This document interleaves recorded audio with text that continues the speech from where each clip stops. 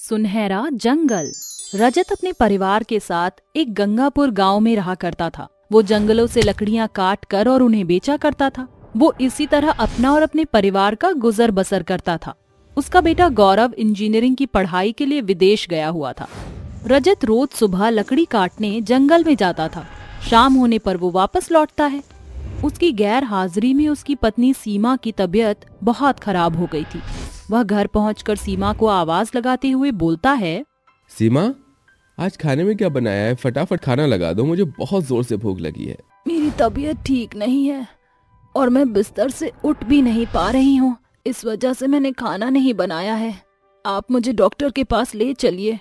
अरे, क्या हो गया तुम्हें? इतना बोलकर रजत सीमा के सिर पर हाथ रखता है। उसका शरीर भट्टी की तरह तप रहा था। सीमा की सांसें बहुत तेजी से चलने लगी थी।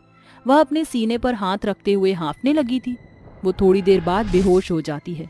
रजत जल्द से जल्द उसे हॉस्पिटल लेकर जाता है। डॉक्टर उसका चेकअप करते हुए बोलता है, देखिए, आपकी बीवी की कंडीशन बहुत ज्यादा खराब हो रही है। उनके बचने के चांसेस बहुत कम है क्योंकि उन्हें सीवियर हार्ट प्रॉब्लम है। अगर जल्द से जल्द इनका ऑपरेशन नहीं किया गया तो ये अपनी जान गंवा बैठेंगी। ऑपरेशन का कुल खर्चा 3 लाख रुपए तक पहुंच सकता है। लेकिन डॉक्टर साहब, मैं इतनी बड़ी रकम कहां से लाऊंगा? मैं सिर्फ एक मामूली लकड़हारा हूं। कुछ भी करके आप मेरी पत्नी को बचा लीजिए। पेशेंट की जान बहुत खतरे में है। आप जल्द से जल्द पैसों का बंदोबस्त करिए, तभी हम आगे कुछ कर पाएंगे। उनके लिए स्पेशल डॉक्टर को विदेश से बुलाना पड़ेगा और उनकी फीस बहुत ज्यादा है। ये केस किसी आम डॉक्टर के बस की बात नहीं है। आप मेरी पत्नी को बचाने के लिए भगवान को भी बुला लो, लेकिन मेरी पत्नी को कुछ नहीं होना चाहिए। मैं पैसों का इंतजाम करता हूँ। रजत सोच में पड़ जाता है और वह उदास होकर घर की तरफ जाने लगता है। रास्ते में उसे एक जंगल से होकर जाना था। वो रास्ते में चल ही रहा था कि उसे मंत्रों की जाप की आवाज सुनाई देती है। वो आगे की ओर बढ़ता है और एक बड़ी चट्टान पर किसी साधु महात्मा को तपस्या करते हुए देखकर उन्हें हाथ जोड़कर नमन करता है। लेकिन तभी उसकी नजर उनके आसपास पड़ती है, जहाँ एक सांप उनके कमंडल के इर्द गिर्द घूम रहा था। वह सांप साधु को डसने ही जा रहा था कि तभी रजत सांप को एक टहनी से दूर कर देता है। सांप वहां से भाग जाता है और इन सब के बीच साधु की तपस्या भंग हो जाती है। वह गुस्से में रजत को बोलते हैं, तुमने मेरी वर्षों की तपस्या भंग कर दी।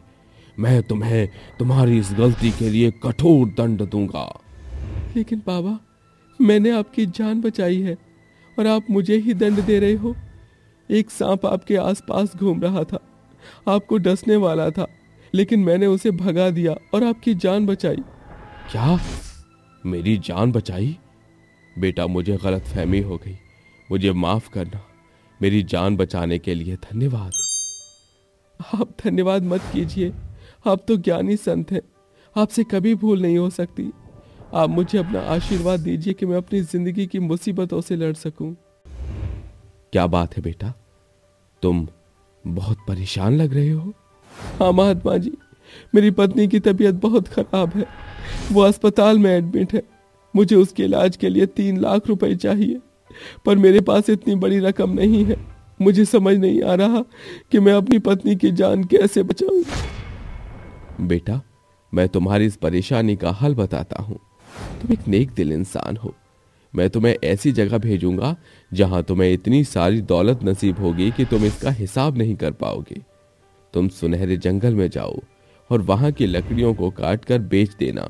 उससे जो भी पैसा मिले उनका इस्तेमाल अपनी पत्नी के इलाज के खर्च के लिए करना। इतना बोलकर वह साधु वहां से चले जाते हैं और उसकी बातों को मानते हुए रजत सुनहरे वनों की ओर रुख करता है। वहां जाकर सुनहरे जंगल को देखकर हैरान रह जाता है। उस जंगल में सभी पेड़, फूल, पत्ते, घास फूस सब कुछ सोने का था। हे भगवान, कहीं मैं सपना तो नहीं देख रहा?